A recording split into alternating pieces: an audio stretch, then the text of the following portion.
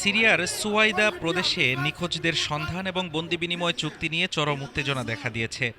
দামেস্কের অন্তর্বর্তীকালীন সরকারের বিরুদ্ধে চুক্তি ভঙ্গের অভিযোগ এনে রাস্তায় নেমেছেন শত শত মানুষ। বিক্ষোভে উত্তাল সিরিয়ার সুয়াইদা প্রদেশ। সরাইল ভবনের সামনে জড়ো হয়ে নিখোঁজ স্বজনদের সন্ধানের দাবিতে ফেটে পড়েছেন শত শত মানুষ। স্থানীয় দ্রুজ নেতৃত্ব এবং দামেস্কের অন্তর্বর্তীকালীন সরকারের মধ্যে হওয়া বন্দি বিনিময় চুক্তি ভেস্তে যাওয়ার উপক্রম হওয়ায় এই ক্ষোভ। আন্দোলনকারীদের অভিযোগ, চুক্তিভুক্ত ৩ বন্দীকে গোপনে পাচার করা হয়েছে। এই উত্তেজনার সূত্রপাত গত বছরের জুলাইয়ে। বাথিস্ট শাসনের পতনের পর কেন্দ্রীয় বাহিনী ও বেদুইন মিলিশিয়াদের সাথে স্থানীয় দ্রুজ উপদলের রক্তক্ষয়ী সংঘর্ষে প্রাণ হারায় ১৯০০ মানুষ।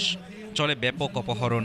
পরবর্তীতে যুক্তরাষ্ট্রের মধ্যস্থতায় ২ পক্ষের মধ্যে বন্দি বিনিময়ের চুক্তি হয়, কিন্তু দীর্ঘ ১০ মাস পেরিয়ে গেলেও এখনও খোঁজ মেলেনি বহু বেসামরিক নাগরিকের।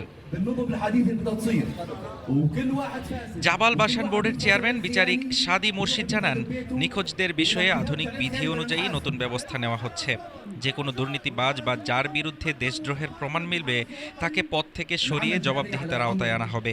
তবে ১০৫ জনের বেশি নিখোঁজের অস্তিত্ব দামেস্ক সরকার স্বীকার না করায় মুক্তি পাওয়া বন্দীদের সাক্ষ্যের উপরই আমাদের নির্ভর করতে হচ্ছে।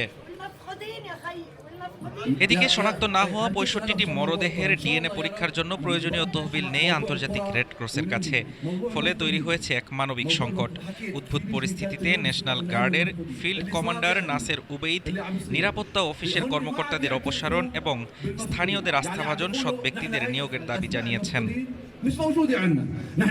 তবে সরকারি সংবাদ সংস্থা সানা এই বিক্ষোভের ভিন্ন দাবি করে জানিয়েছে, অবৈধ গোষ্ঠীর হাত থেকে ৩ নাগরিককে মুক্ত করেছে অভ্যন্তরীণ নিরাপত্তা বাহিনী।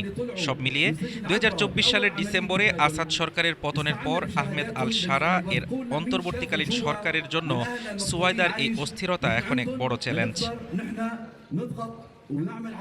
হাফিজুর রহমান তুষার, ঢাকা টুডে।